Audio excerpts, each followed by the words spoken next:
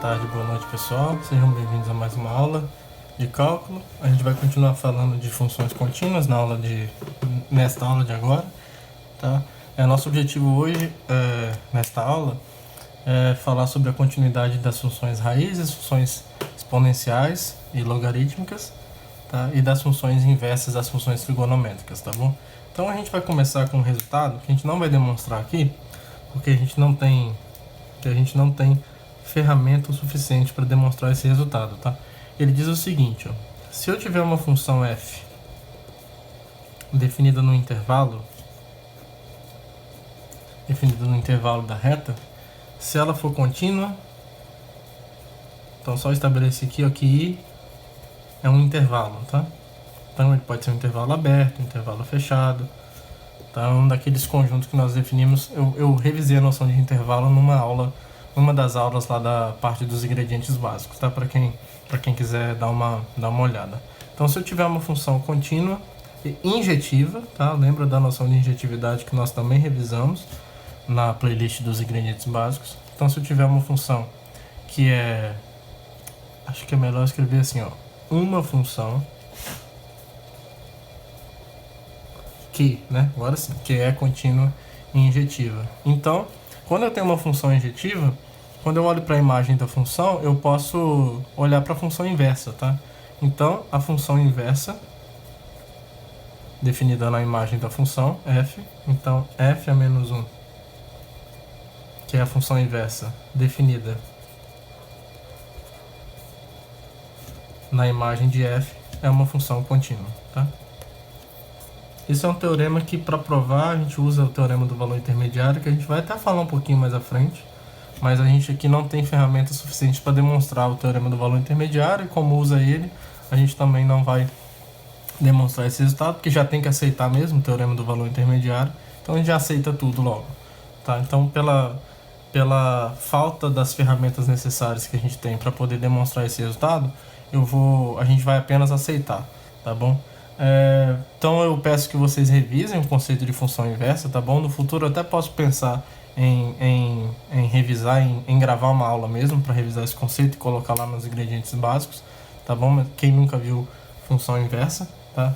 Qual é o conceito de função inversa, tá bom? Mas aí, com esse resultado valendo, a gente passa então a conseguir mostrar, a só estabelecer mesmo que as funções raízes e algumas outras funções que nós vamos tratar hoje também são funções contínuas, tá? Porque, por exemplo, a partir desse teorema, a gente pode verificar o seguinte, ó. Antes de enunciar essa proposição, por exemplo, ó, eu posso considerar essa função aqui, ó, g, que sai de... Se o n for par, por exemplo, para n par, eu posso considerar essa função aqui, ó, que sai desse intervalo aqui, ó, que são todos os números reais não negativos, né? Todos os números reais maiores ou iguais a zero, e que vai nele mesmo. Essa função aqui, ó, que pega um x e leva em x elevado a n, é uma função potência, certo? Para n par, e isso daqui é uma função contínua e ela é injetiva, tá? Porque eu estou considerando só esse intervalo dos números maiores ou iguais a zero, tá bom? Então o gráfico dela, lembra que nós já fizemos esse estudo do gráfico dessa função. Ela é algo que faz mais ou menos assim, ó. Lembra que a gente até estudou o gráfico de funções desse tipo? Claro que se a gente deixasse o domínio no R todo, faria aqui, né? Mas se eu deixar o domínio todo, ela deixa de ser injetiva, porque eu vou ter dois elementos com a mesma imagem, tá bom? Então por isso que a gente está restringindo essa função só aos números reais não negativos. Tá? Então essa função aqui, ela é contínua e injetiva, tá? E portanto, se ela é contínua, nesse caso ela é até uma bijeção mesmo, tá? Contínua, injetiva, e na verdade uma bijeção, porque aqui eu já restringi o contradomínio à imagem, tá? Então ela é uma função contínua e bijetiva. Então, por causa desse teorema, a função inversa dela é uma função contínua, tá? E a função inversa dela é o que nós vamos chamar de raiz enésima do número, tá bom? Deixa eu só ver o caso ímpar aqui agora. E para n ímpar, então aqui a gente fez o caso n par, e aí para o caso n ímpar, a gente tem uma função g parecida, é a mesma função, só que agora a gente pode definir de R em R. tá? Porque ela vai ser uma objeção de R em R, tá bom? Ela nunca vai ser... Ela não vai ter esse comportamento que vai fazer com que dois elementos diferentes tenham a mesma imagem. Tá? Então, se eu pegar x aqui e levar em x elevado a n, lembra que o gráfico dela, nós vimos que é algo parecido com isso daqui, ó, lá nas aulas de revisões. Tá? Aí, quanto maior é o n, mais achatado aqui essa curva aqui perto do zero, depois cresce mais rápido e decresce mais rápido aqui, tá? E aí, por causa disso, ó, se a gente pegar cada reta horizontal aqui, ó, ela só intersecta o gráfico uma vez só, então ela é injetiva também. Ela é contínua, nós já vimos, né? Isso é uma função polinomial, uma função potência, que é um caso particular de função polinomial, e ela é bijetiva, na verdade, nesse caso, o que é mais forte do que ser injetiva. Então, por esse teorema, a função inversa dela também, que é a raiz n-ésima, ela vai ser contínua, tá? Então a gente pode estabelecer isso numa proposição, que não vai ter o que demonstrar, porque a gente vai usar só esse teorema, tá? Então, se eu botar o item, colocar o item A, né? Se n é par, então a função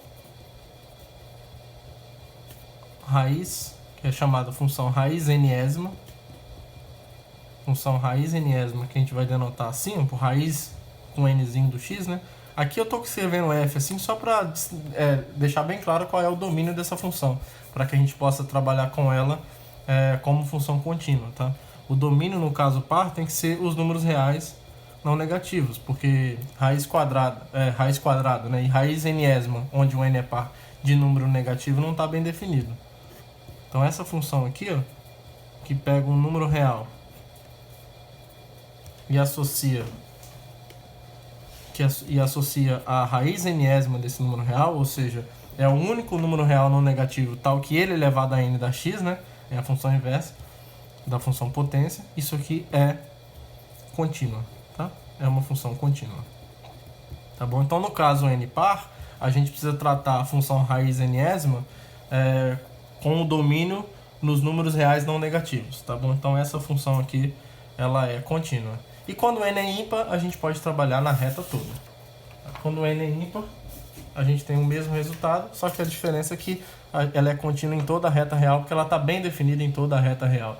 Tá? Aqui o problema do n ser par é que se eu pegasse um número negativo, por exemplo, pego um n igual a 2. Se eu pego um número negativo, a raiz quadrada de um número negativo não está definida. Tá? Na verdade, a raiz n-ésima de menos 1 nunca está bem definida se o n é par, tá? Definida nos números reais, né? Aí você precisa ir lá para os complexos, tá bom? Aí você tem que estudar ramo de função potência, de função raiz, enfim, mas a gente não vai ver isso aqui, tá? Nós estamos no caso, nós estamos estudando cálculo diferencial integral no caso real, tá? Então no item B é o caso em que n é ímpar. Se o n é um número natural ímpar,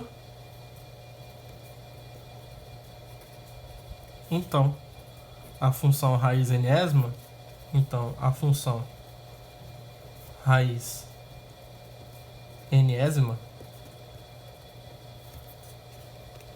que agora, como n é ímpar, eu posso tratar de R em R, que pega x e leva em raiz n-ésima de x, nesse caso ela é contínua também. A única diferença para o item anterior é que quando n é ímpar, a função raiz n-ésima pode ser vista com domínio em todos os números reais, tá bom? Porque tá bem definido. Por exemplo, raiz cúbica de menos 1 é menos 1, tá? Não tem problema.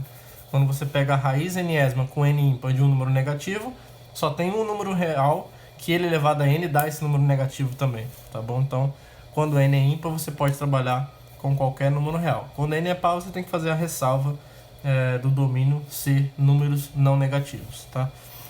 Então, com isso, a gente pode, sabendo disso, a gente pode calcular o limite de algumas funções. Por exemplo, vamos dar alguns exemplos aqui, né? Tá muito teórico ainda. Então vamos para os exemplos, ó. Calcule o limite, sei lá, quando x vai para 1, da função x ao cubo menos raiz quarta de x mais raiz sétima de x. Certo? Vamos fazer isso. Então, olha só. Nós já vimos que... Como é que a gente calcula esse limite? Então, vamos fazer devagar. Nós já sabemos agora que a função x ao cubo, que é um polinômio, raiz quarta de x, que é uma raiz quarta, né? É uma raiz que se enquadra no item A da proposição anterior. E a raiz sétima de x são funções contínuas. Isso aqui são funções contínuas, tá? E aí, o fato delas serem funções contínuas, o que me diz?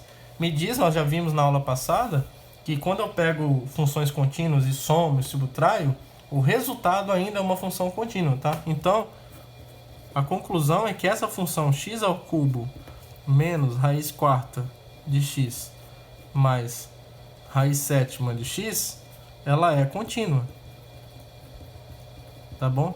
E qual é o domínio dessa função? Olha, quais restrições nós temos aqui? Bom, x ao cubo não estabelece nenhuma restrição, tá? Qualquer número real poderia estar aqui dentro.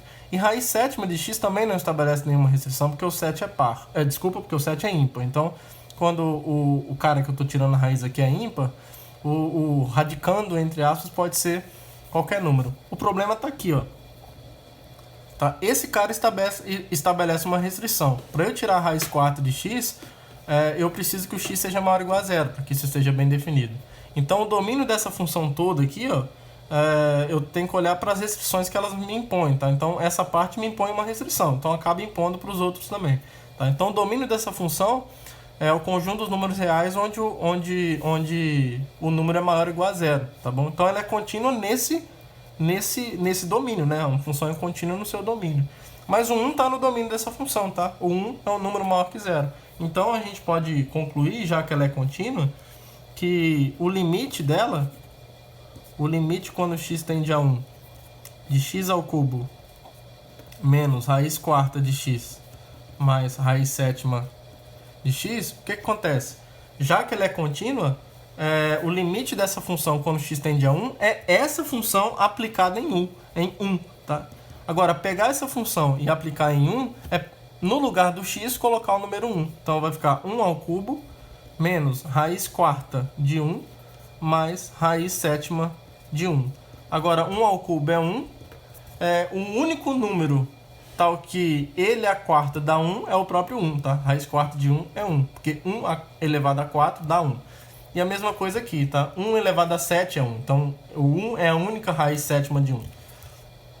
Então, é isso aqui que a gente tem. Então, no fim das contas, esse limite é 1, tá? Porque 1 menos 1 é 0 e 0 mais 1 é 1, tá? Então, esse limite dá 1, tá? Então, observe que sabermos que as funções raízes são contínuas tornam o cálculo de limite envolvendo essas funções, torna esse cálculo bem mais simples, tá? Então, observe como que a gente está aumentando o grau de dificuldade das funções que a gente está trabalhando, e ainda assim a gente está conseguindo calcular com certa facilidade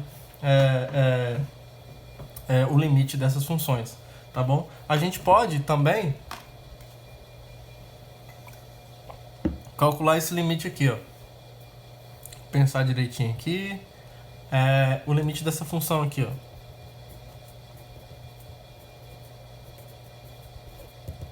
Calcule o limite quando x tende a 1 dessa função aqui, ó. Vamos pensar aqui, talvez x. Vamos pensar, colocar x sobre 1 menos raiz de x. Observe que eu não posso substituir direto aqui, porque olha só, quando eu coloco x igual a 1 aqui embaixo, essa função ela se anularia, então ficaria uma coisa do tipo 1 sobre 0, tá? Então, isso, ficaria 1 sobre 0, vou colocar x menos 1 aqui em cima, então.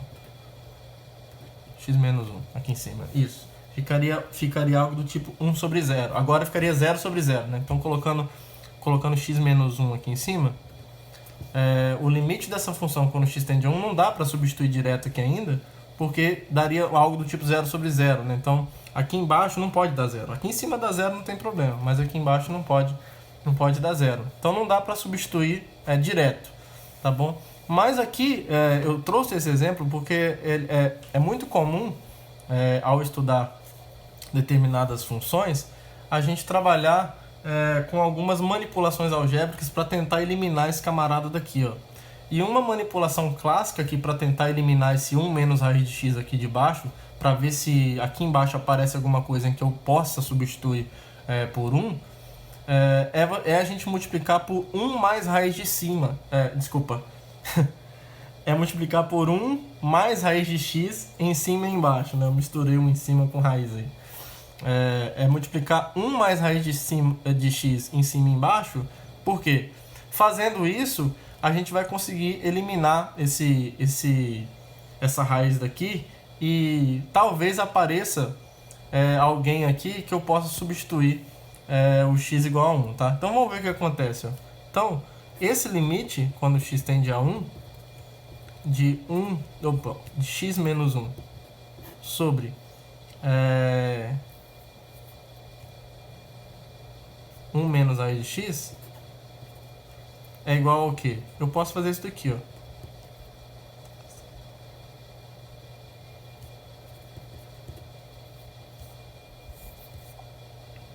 X menos 1 sobre 1 menos raiz de x. Aí aqui eu vou fazer o seguinte, eu vou multiplicar por 1 mais raiz de x em cima e embaixo. Tá bom? Não alterei nada, tá? Tô multiplicando por 1. A diferença é que ao fazer isso, a gente vai obter o quê? A gente vai obter o limite, quando x tende a 1, de x menos 1, 1 mais raiz de x, certo? Sobre, aqui vai ficar, ó, 1 mais raiz de x menos raiz de x, menos x.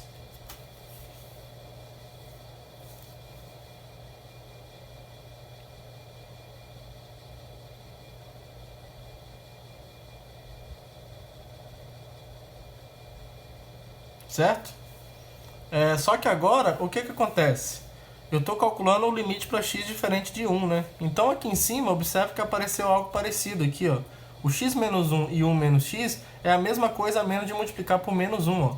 Eu vou fazer um rascunho aqui, ó. X menos 1 dividido por 1 menos x é isso daqui, ó. Menos 1, tá? Por quê, ó? 1 menos x é menos, ó. É menos x menos 1. Deixa eu fazer aqui direitinho, ó. Aqui não vai caber. Vou fazer aqui, ó. Esse rascunho aqui. X menos 1 sobre 1 menos x é igual a x menos 1 sobre menos x menos 1, certo? Aí aqui, esse cara cortaria e ficaria 1 dividido por menos 1, que é menos 1, tá bom? Então aqui vai aparecer um limite, quando x tende a 1, de menos 1, certo? Porque x menos 1 dividido por 1 menos x é menos 1, vezes 1 mais raiz de x. Agora, não tem problema eu substituir o x igual a 1, porque agora eu tenho uma constante multiplicada por uma função, que é 1 mais raiz de x, em que o 1 está no domínio dela, tá? E essa função é contínua, porque 1 é contínuo e raiz de x é contínua. Então, no fim das contas, esse limite vai dar menos 1 vezes 1 mais raiz de 1, certo? Agora eu substituir. E aqui vai ficar menos 1 vezes 2, né? Então, isso é menos 2, tá bom? Então, eu trouxe esse exemplo porque é um clássico na hora de resolver limites. Quando tem, sei lá, uma diferença envolvendo uma raiz aqui embaixo, em que eu não consigo substituir, você tenta multiplicar por um cara de modo a eliminar essa raiz e ver se a expressão que aparece aqui embaixo pode ser cortada com alguma coisa daqui de cima, tá bom?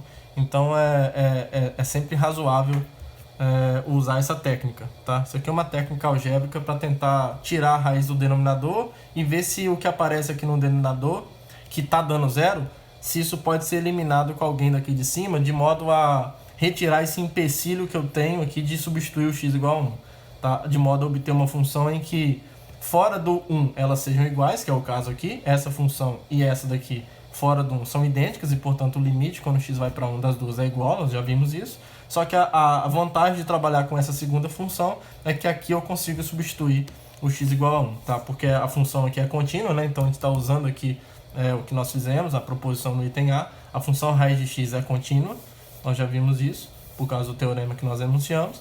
E aí, se ela é contínua, calcular esse limite é basicamente substituir o x igual a 1 na expressão da função a qual eu estou calculando o limite, tá? Então o limite dessa função aqui é menos 2, tá bom? Aí observa, tenta fazer isso por tabela de valores, tá? Vai ser um saco você fazer isso, porque já não é tão simples mais, né?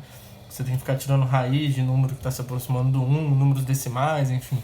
E aí nem certeza você vai ter que se aqueles números estão convergindo para o número que de fato é o limite mesmo, tá? Que você não vai ter certeza que a sua intuição não está te enganando, tá bom? Então, eis a importância de nós termos dado um tratamento mais formal para o limite, tá? E maneiras mais precisas de calcular esses limites que não eram por aquela tabela de valores, que teve a sua importância para entender o conceito, mas agora a gente precisa de algo mais formalizado, mais preciso, tá bom? E aqui está totalmente formalizado, totalmente preciso. O limite é menos 2 mesmo, sem nenhuma dúvida, tá? A menos que eu tenha errado alguma conta aqui, mas eu acho que isso não aconteceu, tá? Que a menos eu ter errado nenhuma conta, o limite é menos 2 com certeza, tá? Acho que eu não errei não, tá bom? Mas não confiem em mim, tá? Confiram aí, porque eu não sou confiável para fazer conta, tá? Então beleza, né? Calculamos esse limite bem interessante usando uma técnica bem legal, tá? E aí no livro tem vários exercícios de funções desse jeito para vocês exercitarem técnicas desse tipo, beleza? Então funções raízes é mais ou menos isso que a gente ia falar. Exemplos tem muitos exemplos, e bom, exemplo que não falta, né? Então para aula é basicamente isso, mas façam mais exercícios e mais exemplos, tá? Agora a gente vai falar das funções exponenciais. Para as funções exponenciais, a gente quer mostrar que elas são contínuas, né?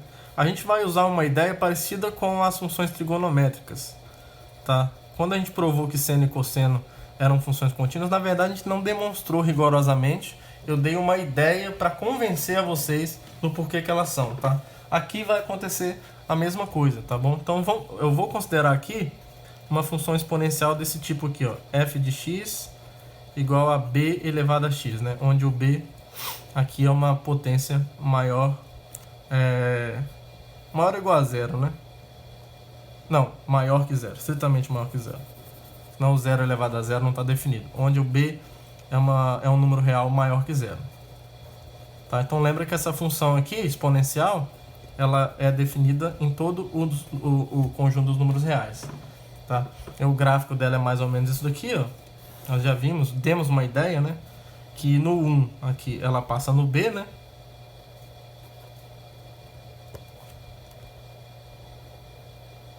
E no 0 ela passa no 1. Tá? Aqui o gráfico está sugerindo que o b é maior que 1, mas não precisa. Tá? Então é o gráfico da função exponencial com base b. Então lembra que na função exponencial quem varia é o expoente. Quando o expoente é fixo e quem varia é a base, isso é uma função potência. Tá? Então é diferente função exponencial de função potência. Isso aqui não é polinomial. Beleza? E aí a gente quer dar uma ideia de por que essa função é contínua. Tá? E aí, para a gente mostrar isso, entre aspas, para eu dar uma ideia para vocês do porquê que isso é contínuo, ou seja, a gente quer mostrar isso daqui, ó, mostrar que essa função é contínua seria mostrar isso daqui, ó, para todo A em R, ou seja, para todo A no domínio, a gente teria que mostrar isso daqui, ó. Opa, desculpa. A gente teria que mostrar que o limite, quando x vai para A de b elevado a x, isso tem que ser b elevado a A, certo? Então isso é uma pergunta aqui. Será que isso é verdade? Será que isso é verdade? A dúvida é essa. E eu não vou provar rigorosamente que mas eu vou dar uma ideia do porquê que isso é verdade, tá? Assim como no caso do cosseno, vai ser interessante a gente estudar esse limite aqui, ó. O limite quando h vai para zero de b elevado a h, tá? Uma homenagem aí a BH, quem é mineiro, tá? Quem é esse limite? Bom, se a gente for ver bem aqui pelo gráfico, eu não consigo, com as ferramentas que eu tenho aqui agora, calcular esse limite pela definição, que seria a forma rigorosa de calcular ele, tá? Porque também tem como descrever, apesar da função exponencial não ser uma função polinomial, mas é possível, assim como cosseno e seno, descrever essas funções a partir de séries de potências, tá? Que são somas infinitas de potências. É como se fosse, entre aspas, um polinômio infinito, com infinitos coeficientes. Só que você tem uma noção de convergência para essa soma infinita. que é algo que para alguns de vocês, séries infinitas, vocês vão estudar cálculo 2, cálculo 3, dependendo do curso que você está fazendo, de qual engenharia. O curso de matemática com certeza você vai ver, eu acho que no curso de física também. Dependendo do curso de engenharia, você estuda séries também. Tá? Lá vocês vão ver, por exemplo, a série de potências que representam uma função exponencial, a função cosseno, a função seno, tá bom? Mas como aqui a gente não tem isso ainda, a gente não tem como calcular esse limite de maneira precisa. Mas, dando uma noção intuitiva do que seria esse limite, olha, quando o h se aproxima de zero, observa o seguinte, ó, se aqui é um h, lembra que como isso aqui é um ponto do gráfico, isso aqui é a imagem, certo? Isso aqui é a imagem do h, então isso aqui seria o b elevado a h. Observe que à medida que o h se aproxima cada vez mais do zero, o desenho está nos informando que é muito intuitivo que essas potências b elevado a h se aproximam cada vez mais do 1, tá bom? Então, intuitivamente falando, dá para dizer, intuitivamente pelo menos, que o limite de b elevado a h quando h vai para zero é 1, tá? Então, trabalhando em cima dessa intuição, trabalhando com esse limite intuitivo, verificando que ele é 1, intuitivamente pelo menos, eu consigo dar um argumento de plausibilidade, não uma demonstração, mas eu consigo tentar convencer a vocês, eu não consigo tentar, é palha, né? Não tem nada a ver essa frase. Então, eu acho que eu consigo convencer a vocês que isso aqui acontece. Por quê? Olha só, pergunta, o limite disso é b elevado a a? Sim. Vou te convencer. Eu não vou provar que vou te convencer. Por quê? Da mesma forma como a gente fez anteriormente para o cosseno e para o seno, o limite, quando calcular o limite de b elevado a x quando x tende a a, eu posso fazer essa mudança de variáveis aqui. Ó. Eu vou chamar x de a mais h, então a variável aqui agora é h. Então, se o x está se aproximando de a ideia é que o h está se aproximando de zero. Então, seria o mesmo que calcular esse limite aqui, ó, quando h vai para zero, do b elevado a mais h. Aí aqui dentro eu uso a propriedade de potência, b elevado a mais b elevado a mais h é b elevado a vezes b elevado a h, certo? Aí, só que esse termo aqui, ó, não depende de h. Então, como ele não depende de h, ele pode sair do limite, né? Por uma das propriedades de limites. Então, isso ficaria b elevado a vezes o limite, quando o h vai para zero, de b elevado a h, tá? E aí apareceu esse limite enigmático aqui, que nós intuitivamente estamos concluindo que ele é 1, tá? Então, aqui vai ficar b elevado a a vezes 1, que é b elevado a a. Então, de fato, isso aqui acontece, tá? Parece que acontece mesmo, tá bom? Então, isso aqui dá uma ideia, isso aqui dá um argumento de convencimento, de plausibilidade, que de fato essa função é contínua. De novo, isso não é uma demonstração. Eu só estou mostrando para vocês um argumento para convencer a vocês que fiquem tranquilos, que tem tudo para essa função ser contínua mesmo. E a boa notícia é que ela é contínua, tá? A gente consegue provar isso rigorosamente, tá bom? Então, por causa disso, a gente pode enunciar esse logo aqui é um logo intuitivo, mas eu estou afirmando para vocês, é possível provar rigorosamente essas coisas, tá? Então, logo, a função, qualquer função potência, desculpa, pelo amor de Deus, esqueçam o que eu falei, qualquer função exponencial, tá? Tá certo, função potência também é contínua, mas isso aqui não é uma função potência. Isso não é função potência, isso é função exponencial, tá? A variável está no expoente. Então, qualquer função exponencial é uma função contínua.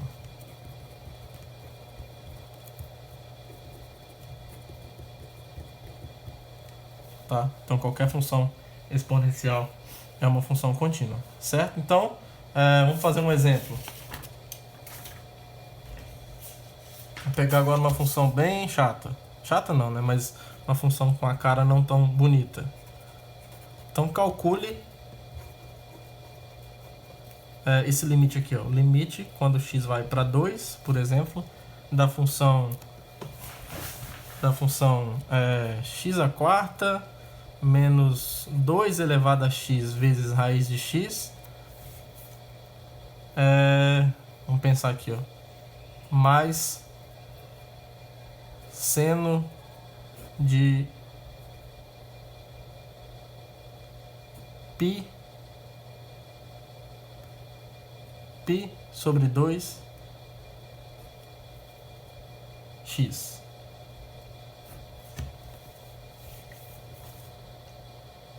Certo? Π sobre 2x.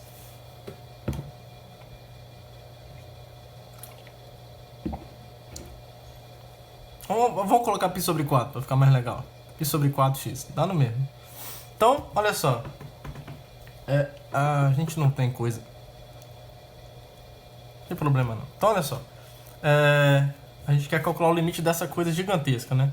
Mas por mais não apresentável que é o rosto dessa função, mas não tem problema, tá? No fim das contas, ela é contínua. Então, ó, x à quarta é uma função contínua, porque ela é uma função polinomial. 2 elevado a x ela é contínua, porque ela é uma função exponencial. Raiz de x é uma função contínua, porque ela é uma função raiz, né? E seno é contínua. Então, essas funções aqui, ó, como essas funções são contínuas, então essa função zona aqui também é contínua, tá? Então o limite dela, o limite dessa função grandona no x, quando o x vai para 2, é só mesmo eu pegar essa função e substituir o x igual a 2. Tá? Então aqui é 4, tá? Ficou meio feio aqui. É só para não ser 0, tá? Senão com π sobre 2 ia dar 0, aí não tem graça. Não tem problema, mas não ia ter graça. Então o limite quando o x vai para 2 dessa coisa aí, desse monstro, mais seno de π sobre 4x, isso é só substituir. Então vai ser 2 elevado a 4 menos 2 ao quadrado vezes raiz de 2 mais o seno de... quando eu tenho 2 aqui, ó, vai ficar 2π sobre 4, que é π sobre 2, certo? Então isso aqui vai dar o quê? Ó? Vou colocar aqui mesmo, vai ficar 16 menos 4 raiz de 2 mais 1, vulgarmente conhecido como 17 menos 4 raiz de 2. Tá? Então esse é o limite dessa função quando o x vai para 2. Né? Então temos mais uma função aí. Observe que a inserção das funções exponenciais na sacola das funções que a gente sabe calcular o limite faz com que essa sacola aumente mais ainda, porque eu posso pegar essa função e interagir ela com outras e ainda assim saber calcular o limite. Tá? E também a gente tem o limite da função logaritmo. Tá? A gente tem uma proposição que se A é um número real maior que 0 e A é diferente de 1, então essa função aqui, ó, f, que sai dos números positivos, tá? Então esse R mais aqui é esse intervalo aqui, ó, aberto em 0 e vai até mais infinito. Então são os números maiores que 0, que vai nele mesmo, que pega x e leva no logaritmo de x na base A. Essa função também é contínua. Ela é uma função contínua. Tá? E por que ela é uma função contínua? Porque a gente pode demonstrar aqui, ó, porque ela é a inversa da função exponencial. Ela é a função inversa da função exponencial, tá? De a elevado a x, tá? Se eu considerar essa função aqui, ó, g, que sai do... Aqui é r, tá, gente? Desculpa. Aqui não é só positivo, não. O logaritmo pode ser negativo. Você não pega logaritmo de número negativo, mas o resultado pode ser negativo. Não tem problema, tá? As raízes, por exemplo. Tá? Então aqui é r. Isso aqui é r. O contradomínio disso aqui é r, tá? O logaritmo, por exemplo, de... Quer ver um exemplo aqui, ó? O log na base 2 de 1 sobre raiz de 2. Ó. Esse logaritmo é negativo, tá? Por quê? Ó? Isso aqui é o log de 1 sobre 2 elevado a meio na base 2, que é a mesma coisa que o log de 2 elevado a menos meio, tá? Joga o cara com potência, com sinal trocado lá em cima.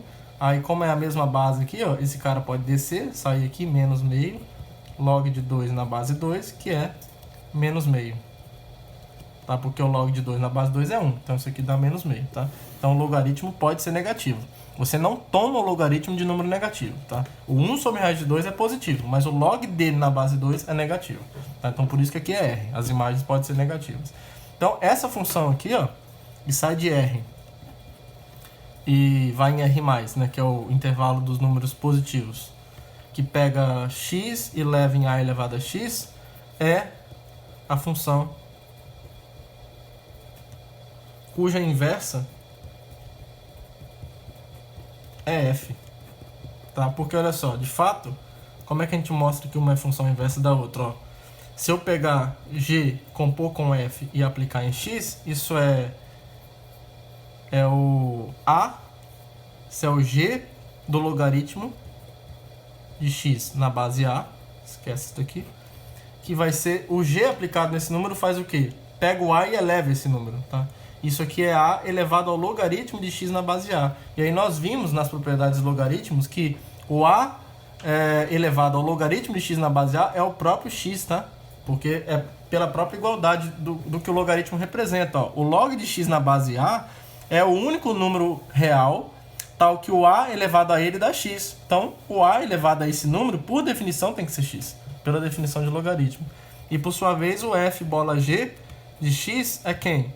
É o logaritmo de quem? Na base a, do g de x, que é quem? A elevado a x. Aí, como o x aqui está na potência, está no expoente, ele pode sair, uma das propriedades do logaritmo, aí vai ficar x vezes o log de a na base a, que é x vezes 1, porque o log de a na base a é exatamente 1. E x vezes 1 é igual a x. Então, quando eu componho g com f em x, dá a própria identidade, né? dá o mesmo x, né? Então, quando eu pego o x e transformo por f num número e volto com g, ele retorna ao termo dado, e o f com g, quando eu aplico os dois processos, não faz nada, tá? Continua sendo o mesmo valor x. Então, isso é a definição de uma função sem inversa da outra, tá? É quando a composta das duas, seja lá qual for a ordem, dá a função identidade apropriada, tá bom? Então, isso aqui mostra, logo, f é igual a g a menos 1, que é contínua, pelo primeiro teorema que a gente anunciou hoje, tá? Então, isso aqui fecha a demonstração, porque ó, essa função g aqui, ela é uma bijeção, tá? A função exponencial, ela é uma bijeção entre r e esse intervalo, tá bom? Então, ela, em particular, ela é injetiva, cuja imagem são os números reais positivos, tá? A exponencial nunca dá zero, nunca dá negativo. E ela é contínua. Então, ela sendo contínua e injetiva, pelo primeiro teorema, a função inversa dela tem que ser contínua, tá? Só que a função inversa dela é a função logaritmo, tá bom? Então, mais uma função para o nosso bojo de funções que a gente sabe calcular alguns limites, porque sabendo que a função logaritmo ela é contínua, fica mais fácil calcular alguns limites que vão envolver essas funções. Tá? Então a gente vamos fazer, é sempre bom fazer exemplos para a gente ver a coisa acontecendo. Então, sei lá, vamos pensar num exemplo que envolva várias funções que nós vimos até agora. Então, exemplo, pega, sei lá, calcule o limite quando x vai para 2,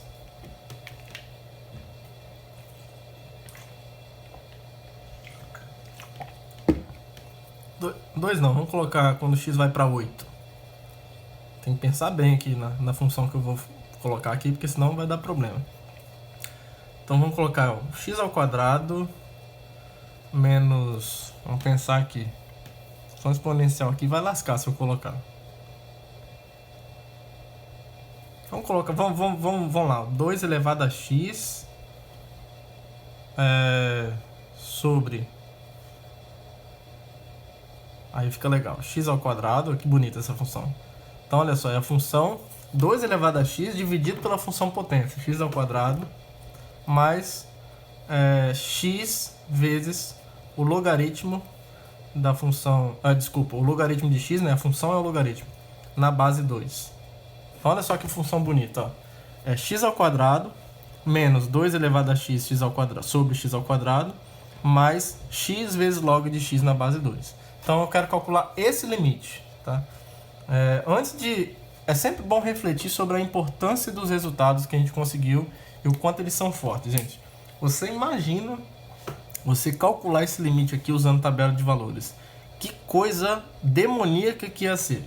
Você ia pegar números se aproximando do 8, elevar 2 a esse número, depois dividir por esse número 8, sei lá, 0,00001, aí levar essa merda ao quadrado, depois dividir esses dois, depois você ia coletar esse número, pegar o 8,0001 ao quadrado, subtrair disso, depois pegar isso e multiplicar pelo log de 8,0001 na base 2, multiplicar e ver, e aí seria um resultado. Aí você teria que fazer agora o cara ficar mais próximo do 8, calcular essa merda aqui de novo nesse número, tá? E fazendo isso várias vezes para ver se aquilo ia te trazer alguma informação, para ver se a sua intuição te levaria a um candidato ao limite. Olha que coisa miserável que ia ser. Então, assim, quando você olha para uma função dessa, você tem que dar muito valor ao que a gente já construiu até agora, tá? Porque o que a gente construiu até agora torna o cálculo desse limite aqui muito fácil, tá bom? Por que é muito fácil? Porque eu sei que todas as funções envolvidas aqui nesse processo são contínuas, tá? E como o limite se comporta muito bem com relação à subtração, soma e produto, basicamente o que eu preciso saber é o limite quando x tende a 8 de cada função que compõe esse monstrinho aqui, tá? Que é a função x ao quadrado, que é 2 elevado a x, que é x e que é log de x na base 2, tá bom? Então, como que é importante os resultados que a gente já estabeleceu? Porque agora calcular esse limite é o seguinte, ó, a gente já sabe. Eu estou explicando aqui para ficar mais claro, né? Então, olha só, eu já sei que x ao quadrado, 2 elevado a x, x e log de x na base 2, isso são funções contínuas, tá?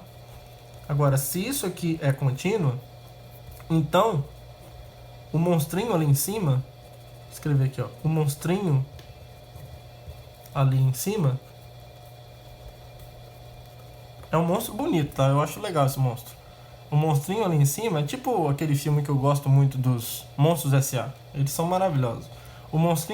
Esse monstrinho ali em cima também é contínuo. É uma função contínua. Tá bom? E aí, se ela é uma função contínua, esse limite aí é basicamente você... Bom, o 8 é 8 aqui, né? Fiquei com 2 na cabeça. O 8 está no domínio dessa função, tá? O único número que não está no domínio... Bom, o domínio dessa função seria quem? No x ao quadrado eu não tenho restrição. Aqui eu tenho uma restrição que o x não pode ser 0. Mas para o logaritmo, aqui ó, o x tem que ser maior que 0, tá? Então, quando você intersecta isso tudo, você tem que pedir todas essas condições, tá? Então, o x pode ser um número real qualquer, mas ele também tem que ser diferente de 0, mas ele também tem que ser maior que 0. A única condição que engloba esses três casos é quando eu pego o x maior que 0. Então, o domínio dessa função aqui são todos os números reais positivos, tá? E o 8, obviamente, está no domínio dessa função, né? Não faria sentido eu ver essa função como sendo contínua num ponto que não está no seu domínio, ainda que eu pudesse calcular esse limite. Mas, para nossa sorte, o 8 está no domínio dessa função. Então, diferente do 0, por exemplo, que eu poderia calcular o limite quando x tende a 0 disso, mas aí não poderia ser substituindo, porque o log de 0 não está definido e nem isso aqui está definido, então a gente teria que estudar de outra forma.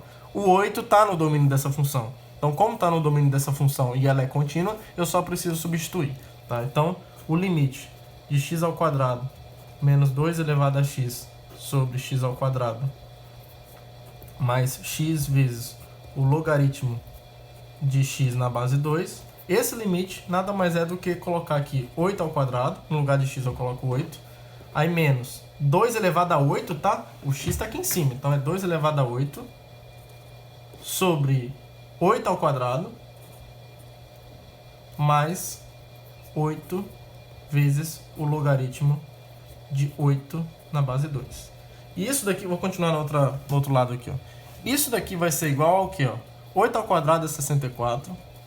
E aqui, a gente tem que ser um pouco esperto. Antes de sair fazendo a conta igual um maluco aqui, ó, eu não vou tirar esse 2 aqui de baixo. Eu vou deixar 2 elevado a 8 mesmo, tá? E aqui, o 8 ao quadrado é o que, ó? A gente tem que ser esperto. Lembra que isso aqui é um número que está na base 2, tá? Eu pegar 2 elevado a 8, isso é 256 e dividir por 64, eu não quero fazer essa conta. Eu quero fazer essa conta aqui, ó. 8 ao quadrado, 8 não é 2 ao cubo? Então vai ter 2 ao cubo elevado ao quadrado. Pela propriedade de potência, isso é 2 elevado a 3 vezes 2. 3 vezes 2 é 6. Então aqui embaixo é 2 elevado a 6. Mais 8 vezes. O log de 8 na base 2 é 3, tá? Porque 2 elevado a 3 dá 8. Então isso aqui é 3. Então aqui eu vou ter 64. E qual foi a vantagem de trabalhar desse jeito? Propriedade de potência.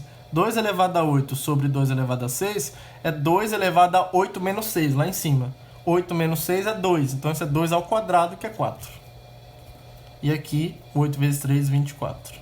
Então, 64 menos 4, 60. Mais 24, 84. Então, esse limite desse monstrinho, quando o x vai para 8, é 84. Tá bom? Então, não deu quase nenhum trabalho para calcular esse limite.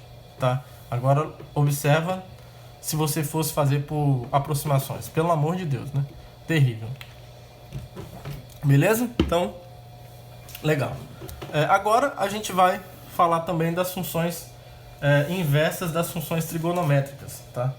Que são exemplos importantes também que a gente vai estudar.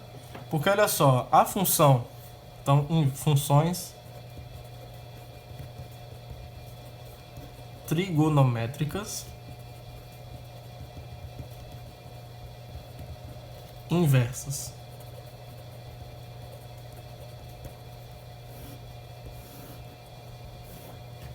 Então, a primeira coisa é o seguinte, ó. A função cosseno, se a gente restringir ela a esse domínio aqui, ó, de 0 até π, e restringir o contradomínio de menos 1 até 1, que é só esse intervalo mesmo que o cosseno atinge, né, que pega x aqui e leva em cosseno de x.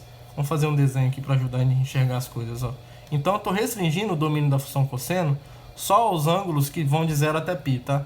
De 0 até π, quando eu faço todos esses ângulos aqui, ó, eles acertam todos os valores possíveis do contradomínio menos 1 até 1, tá bom?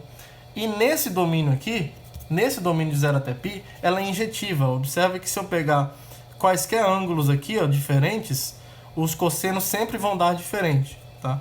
Se você aumenta esse intervalo um pouquinho, se você permite o ângulo ir até um pouquinho acima do π, você vai ter um ângulo aqui, ó, que tem o mesmo cosseno que esse daqui, tá? E aí, tendo um ângulo com o mesmo cosseno, ângulos diferentes com o mesmo cosseno, essa função cosseno já deixa de ser injetiva, tá bom? Então, para ela ser injetiva, eu tenho que fazer essa restrição no domínio.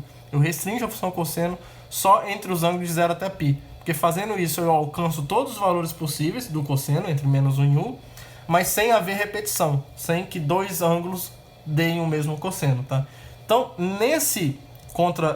com essas restrições, ela ainda é contínua, tá? Isso não muda a continuidade, porque ela é contínua mesmo sem a restrição, só que a restrição é importante para que ela seja uma bijeção, tá bom? Ela é contínua e, nesse caso, bijetiva. E por que isso é importante? Porque ela sendo uma bijeção, eu posso falar da função inversa dela, tá?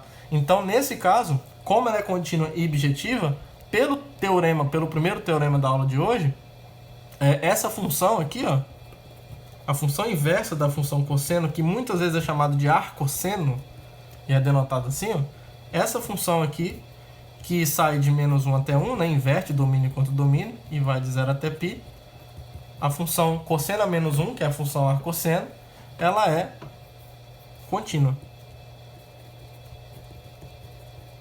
Tá bom? Então eu posso falar da inversa da função cosseno com essas restrições, e a inversa dela é contínua, porque a função original com essas restrições é contínua e é objetiva, tá? Então é só usar o primeiro teorema que nós enunciamos hoje. A mesma coisa a gente pode fazer para o seno, só que vai mudar aqui o domínio, o domínio principalmente, porque ó, a função seno é o seguinte, ó, a função seno, vou fazer um outro desenho aqui, ó. Antes de falar qual é o domínio, para que a gente tenha objetividade, a função seno, ela mede digamos, se eu pegar um ângulo x aqui, ó, ela mede isso daqui, certo? Ela mede a segunda coordenada desse ponto aqui no círculo trigonométrico. tá bom?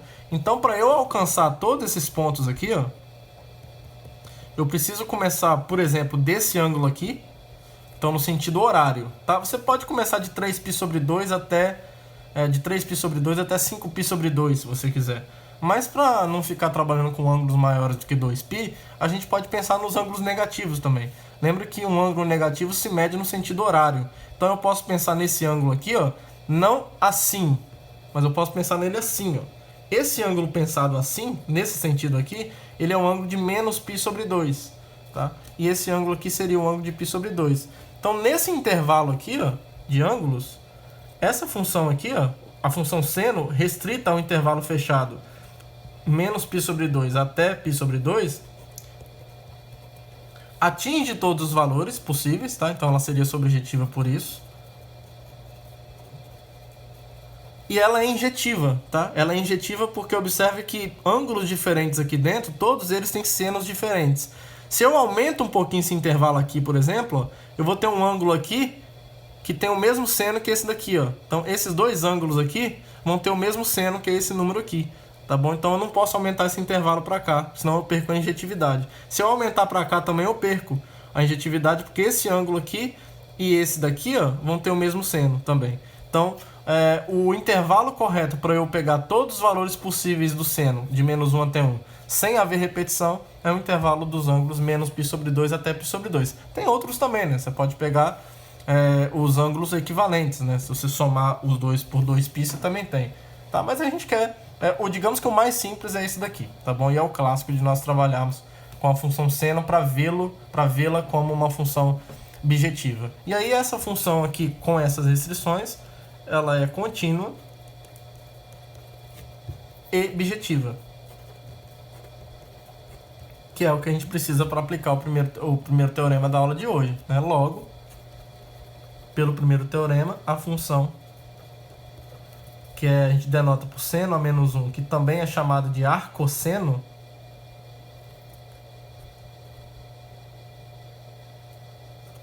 acho que é assim que o pessoal chama. Agora eu fiquei até na dúvida. Arcosseno. Arseno, assim. Tá, mas eu prefiro a notação seno a menos 1. Pra mim é mais claro o que você tá fazendo. Seno a menos 1, que sai de menos 1 até 1 e vai de π sobre 2. Menos π sobre 2 até π sobre 2. Essa é a chamada função inversa da função seno, arcosseno, e ela é contínua também. Ela é contínua, tá? E aí você também tem a função arcotangente, que a função tangente, observe, lembra que a gente viu o gráfico da função tangente, que era assim, ó, um pedaço dela, por exemplo, de menos π sobre 2 aqui, tinha π sobre 2, aí lembra que a gente tinha assíntotas verticais, porque o limite da função tangente, quando x tende a π sobre 2 pela esquerda, é mais infinito, né? Então dá algo assim, ó. E aqui vem para cá. Então, ó, para eu atingir todos os valores possíveis da tangente, que agora é qualquer número real, diferente do cosseno e do seno, a tangente de um ângulo pode ser qualquer número real, né? Qualquer número real, melhor dizendo, pode ser descrito como a tangente de algum ângulo, tá? Só que para essa função ser injetiva, porque ela continua aqui, ó, até o 3π sobre 2, ela vai fazer aqui, ó, ela vai passar aqui no π, no zero, aí vai fazer isso aqui de novo e ela fica se repetindo aqui também, né? Desse lado de cá. Certo? Agora, eu posso escolher qualquer intervalo desse que eu vou ter essa restrição como sendo uma bijeção. Tá bom? Então, a gente vai escolher esse daqui, o menos π sobre 2 até π sobre 2. A função tangente definida no intervalo de menos π sobre 2 até π sobre 2. E aqui em R, tá? Porque observe que todos os valores de y são atingidos por algum valor de x no gráfico da tangente, tá? Por exemplo, esse valor aqui, ó, sempre está na imagem da função tangente. É só você olhar para cá, ver onde ele intersecta o gráfico e ver aqui, e olhar aqui embaixo e ver quem é o x associado, tá? Então, essa função é sobrejetiva, mesmo considerando o contradomínio sendo todo o conjunto dos números reais, e ela é uma bijeção porque eu restringi a esse intervalo menos π sobre 2 até o π sobre 2. Então, nesse intervalo... desculpa, gente, aqui é aberto, tá? Pelo amor de Deus. Não é intervalo fechado. E por que não é fechado? Porque nem a tangente do menos π sobre 2 e nem a tangente de π sobre 2 estão definidas. Tá? Lembra que nesse caso o cosseno dá zero, então aquela fração ela não está definida. Tá? Então, pelo amor de Deus, desculpem, não quero induzir vocês ao erro. É um intervalo aberto de menos π sobre 2 até π sobre 2. Tá? π sobre 2 e menos π sobre 2 não estão no domínio dessa função. Tá bom? Agora sim está certinho. Isso aqui é uma função contínua e bijetiva. Tá? E, portanto, a função inversa dela, que é chamada de arcotangente, que é descrita dessas duas formas, que sai de R e vai no intervalo aberto, menos π sobre 2 até π sobre 2. Essa função inversa ela é também contínua por causa do primeiro teorema que nós vimos hoje. Tá bom? Então, vamos ver alguns exemplos.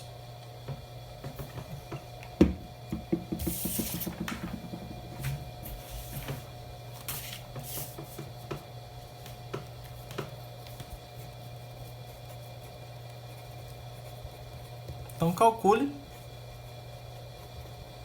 o limite,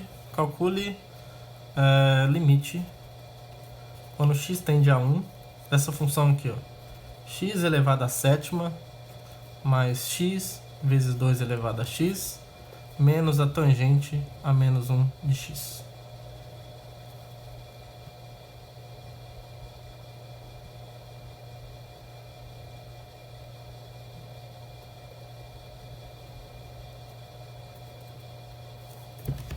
Vamos ver o que dá isso então. Bom, de novo, ó, tudo que você tem que olhar é se as funções envolvidas são funções contínuas. Digamos que é a primeira tentativa, né? Bom, a primeira coisa que a gente vê é que o domínio dessa função aqui é todo o conjunto dos números reais, certo? Observe aqui atrás, ó, que a função tangente a menos 1, que talvez é a mais delicadinha aqui, é a mais melindrosa, o domínio dela é todo o conjunto dos números reais. A função x elevado a 7, domínios reais. X também e 2 elevado a x também. É uma função exponencial. Então, o domínio dela é o conjunto dos números reais, então calcular esse limite. Se ela for contínua, é basicamente substituir o x igual a 1. E ela é contínua, tá? Porque ela é formada, ó, a explicação, vamos devagar de novo, pelo menos nas aulas.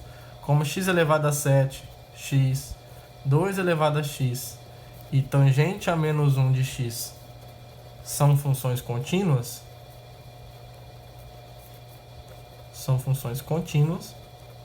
então,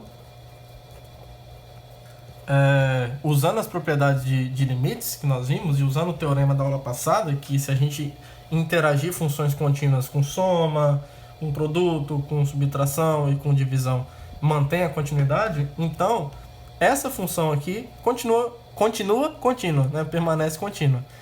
Essa, porque essa é contínua, essa também é, o produto continua sendo contínuo. Se eu somo com uma contínua, permanece contínua. Se eu subtraio por uma contínua, permanece contínua, tá? Então, essa função x elevado a 7 mais x vezes 2 elevado a x menos tangente a menos 1 de x é contínua, tá?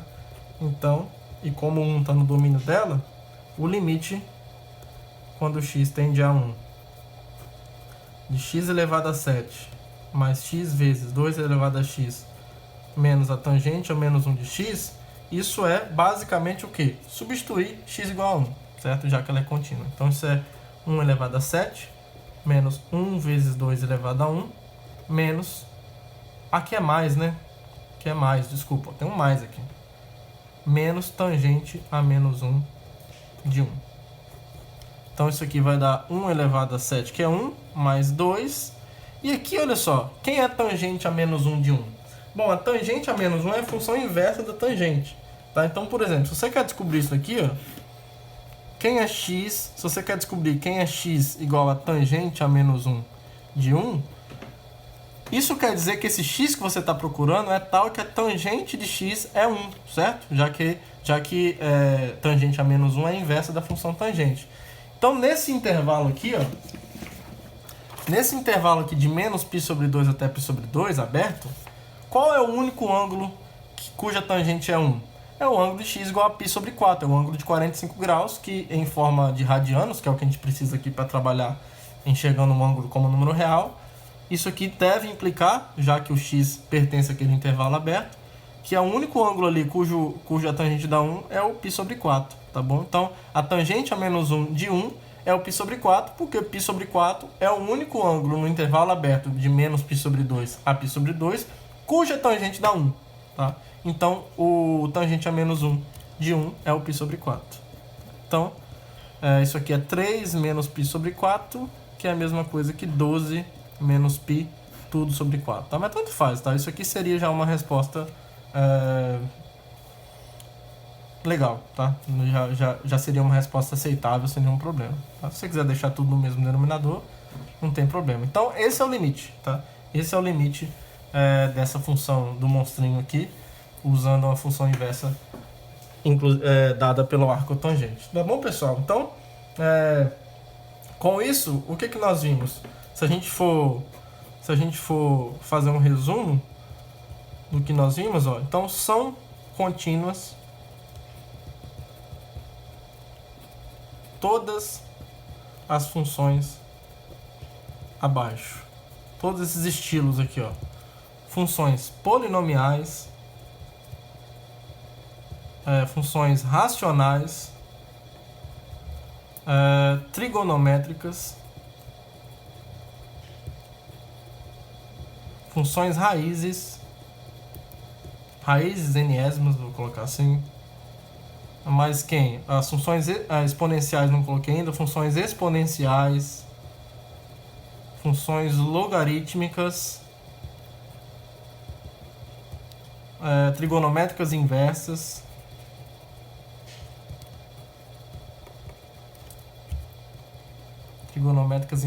eu acho que foram essas que a gente viu, né?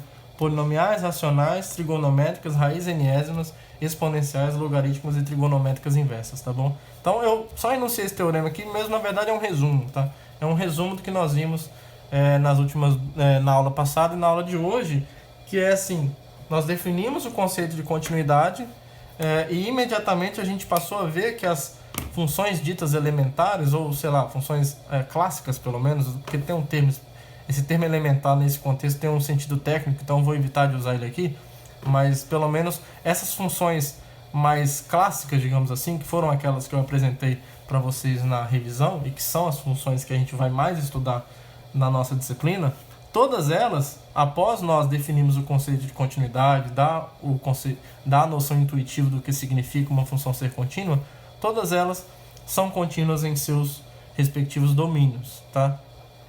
Então, a gente tem aí bastante ferramenta para trabalhar com limites de funções que envolvam essas funções aqui, tá? Que vamos acompanhar durante todo o curso, tá bom? Então, a aula de hoje termina por aqui, tá? Foram 2 aulas aí falando de continuidade. A gente vai falar mais ainda um pouquinho sobre continuidade, aspectos mais qualitativos, mas já conseguimos estabelecer o conceito e já conseguimos observar que as funções clássicas que a gente trabalha são todas contínuas, tá bom? Então, isso é muito bom, porque nós já vimos como que é vantajoso trabalhar com funções contínuas, especialmente na hora de calcular alguns limites, beleza? Então, por agora, a gente vai ficar por aqui, por agora. Um abraço para todo mundo e até a próxima aula. Tchau, tchau. Now the world don't move to the beat of just one drum. What might be right for you may not be right for some.